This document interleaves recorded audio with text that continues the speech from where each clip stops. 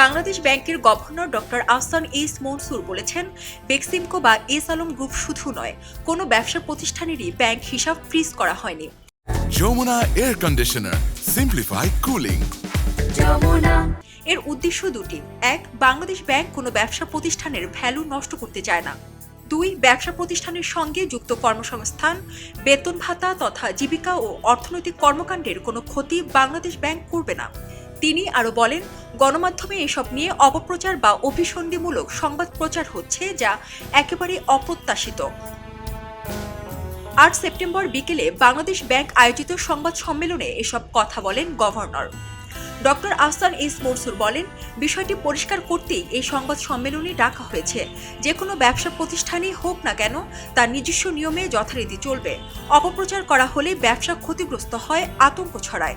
এ বিষয়ে গভর্নর গণমাধ্যমের দায়িত্বশীল আচরণ প্রত্যাশা করেন।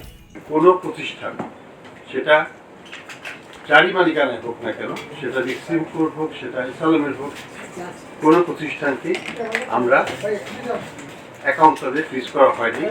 উদ্দেশ্য হলো প্রতিষ্ঠান চলবে, প্রতিষ্ঠানের কর্মকর্তা কর্মচারীরা কাজ করবে, উৎপাদন কার্যক্রম বিঘ্নিত হবে না এবং প্রতিষ্ঠানের ভ্যালুও লস হবে না। এই উদ্দেশ্যে এটা কিন্তু করা হয়েছে। কিছু জায়গায় অপপ্রচার হচ্ছে, যে অপপ্রচারই বলি বা অভিসন্ধিমূলকভাবে, যে বাংলাদেশ ব্যাংক থেকে বিএফআইইউ থেকে এটাকে রেস্ট্রিক্ট করা হয়েছে। এটা সত্যি নয়। অনেক ব্যাংক দেউলিয়া হয়ে আছে। আমরা কাস্টমারের স্বার্থ রক্ষা করব, এই ব্যাংকগুলোকে আমরা ঘুরিয়ে দাঁড়াতে সাহায্য করব এবং ইনশাল্লাহ ওগুলো ঘুরে দাঁড়াবে। সময়ের ব্যাপার। We are in an intensive program with them. ওগুলোকে টার্ন অ্যারাউন্ড আমরা করবো ইনশাল্লাহ, দরকার হলে মার্চ করব, কিন্তু কাস্টমার আলটিমেটলি ক্ষতিগ্রস্ত হবে না। তারপরেও কাস্টমার একটু আস্থা তো দিতে হবে। যদি আমরা 95% পরিবারকে বলি তোমাদের টাকা নিরাপদ তোমরা নিবে না, তাহলে তো আমার একটা চাপ কমে যাচ্ছে ব্যাংকের থেকে।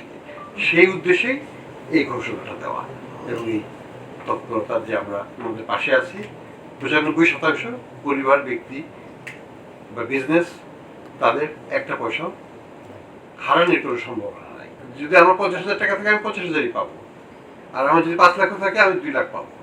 আর দ্বিতীয় কথা হচ্ছে যে আমি যেটা বলেছি যে আমরা টাকা ছাপাবো না, তার মানে হচ্ছে আমি যদি আজকে টাকা ছাপাইতে সব ব্যাংকের সব টাকাকে শোধ করতে যাই, আমাকে হয়তো লক্ষ কোটি টাকা ছাপাতে হবে, আরো বেশি। সেটা তো কাম্য নয়। কাজেই আমরা ইনোভেটিভ ওয়েতে চেষ্টা করছি যে যাতে ব্যাংকিং খাতে লিকুইডিটি দিয়েই আমরা যাদের লিকুইডিটি শর্টেজ আছে তাদের লিকুইডিটি সাপ্লাই দেব। বাংলাদেশ ব্যাংক দেবে না আগামী।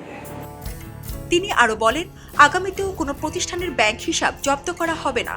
কোনো ব্যাংক অতি উৎসাহী হয়ে কোনো প্রতিষ্ঠানের হিসাব জব্দ করে থাকতে পারে, কিন্তু সেটি বাংলাদেশ ব্যাংকের নির্দেশনায় নয়। ডেস্ক রিপোর্ট, খবরের কাগজ। এলো খবরের কাগজ, নিখাত, নির্ভীক, নিরপেক্ষ।